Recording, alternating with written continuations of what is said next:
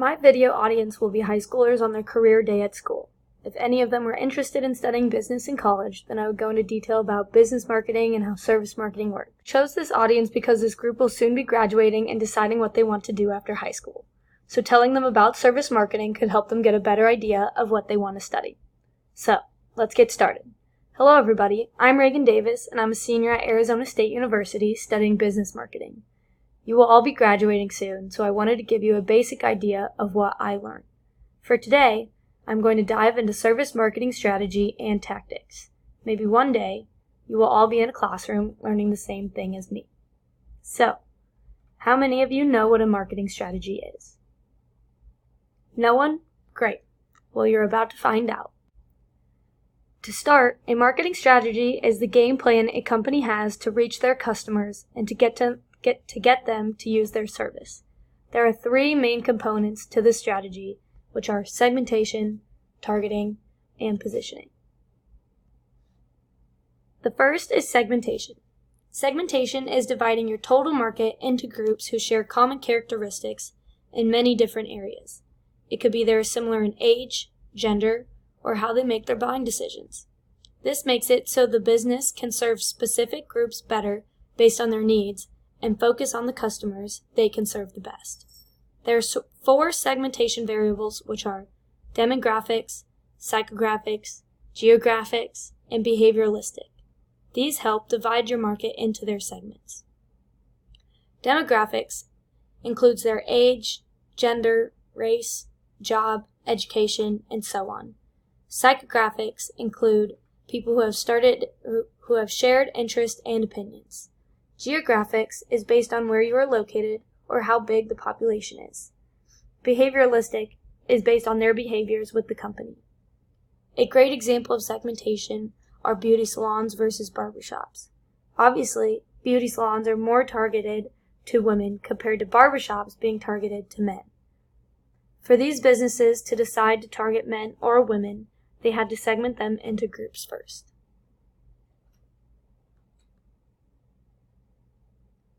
The second component to a marketing strategy is targeting. Targeting is when a company decides to focus on one or more segment and create their product and advertising based on their needs. Businesses do this to concentrate their resources on people that would be more likely to buy from them.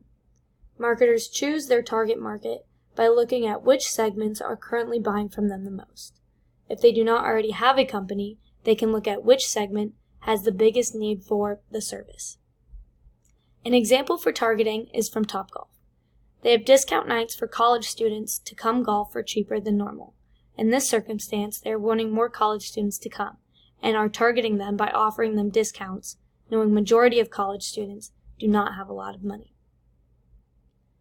And the third component is positioning. Positioning is getting consumers to see a brand with a specific image or identity.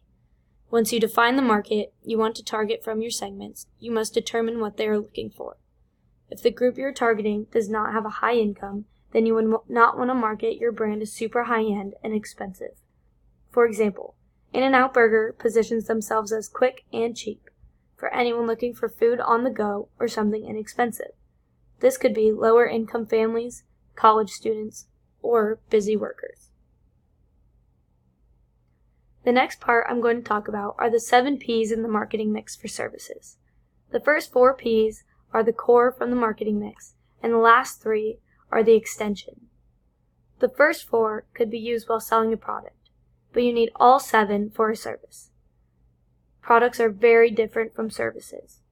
The 7 P's of service marketing are product, price, place, promotion, people, process, and physical evidence.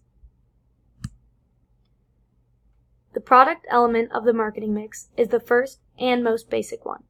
Your product is what you are selling. It is what will fulfill the needs of the market you have been targeting. If your product is bad, then it does not matter how amazing the rest of the marketing mix is, because no one is going to want what you are providing them. Your consumers will look at the design, quality, usefulness, and more of the product. An example of a product could be cars being sold at a car dealership. The second element of the marketing mix is place. Place refers to the physical location of where the service is located. This could affect where consumers choose to go. If it is a difficult location to get to, you will have less customers, or if the service someone is looking for is only at certain locations, then the consumers might find somewhere else to get it. An example of this is Starbucks. They have locations everywhere. So which one are you going to go to? They sell the same thing at every location.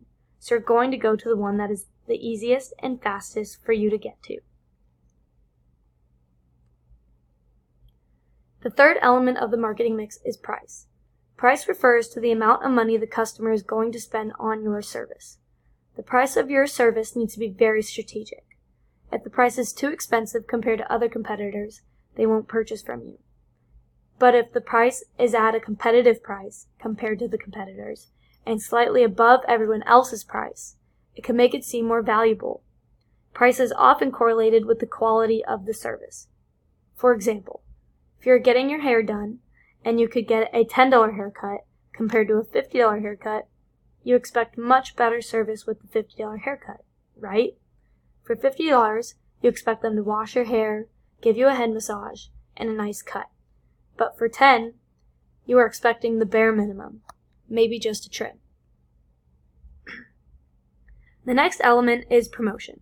Promotion is everything the company does to promote their service and gain consumers. This could affect how your target market perceives your service. There are many different ways to use promotion, such as endorsements, advertisements on social media, billboards, and so on. How you promote could depend on who your target market is. If your target market is an older age group, you may not use social media, but put advertisements in newspapers. Or if you are targeting children, then it could be commercials in between children's shows.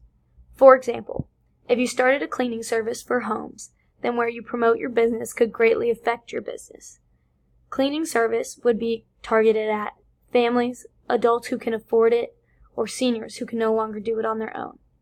For this, you would want to promote through email, newspaper, or any in-person advertising.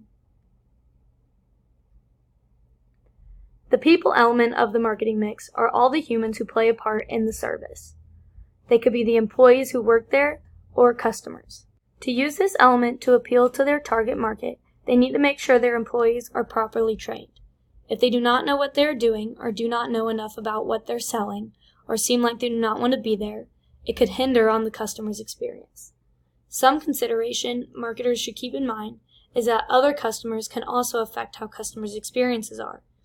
If people at a nice restaurant are being rowdy, then other customers could get upset if they wanted to have a nice evening.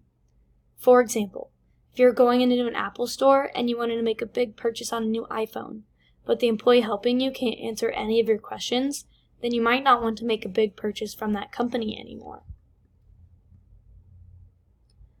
The process element of the marketing mix is all the activities and steps done until the service is completed.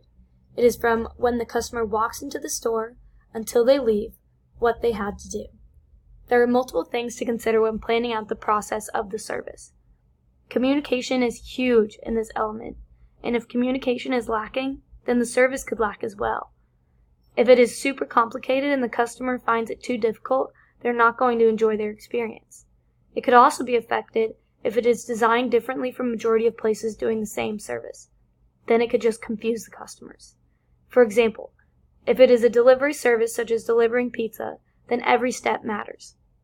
If the communication is poor between the pizza makers and delivery men, then the wait time for the customers to get their pizza could be very long, which will end with very cranky customers.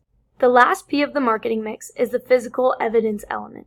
This element is one of the most obvious, without having any interaction with anyone, because it is any tangible object in the physical place where the service is delivered.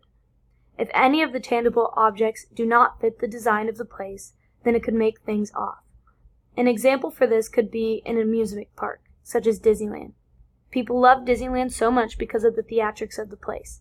So even if one employee wasn't in costume or one ride didn't have any decorations, then people would not enjoy it as much as they normally would. Now, this was a lot of information to throw at all of you. So, if you're going to remember anything from today, remember these 3 things. If you're going into marketing, then remembering these will have you one step ahead of the game. They are also the most basic and important aspects to service marketing to remember. First, a marketing strategy has 3 components to its game plan, which are segmenting, targeting, and positioning. Second, remembering the 7 P's of the marketing mix are used to engage and promote the service to their customers. Third, this is just a glimpse of what I learned as a marketing major, but don't get services confused with products. Marketing for both are very different. Hopefully, after today, you have a better understanding of what I learned as a college student studying business marketing. Thank you.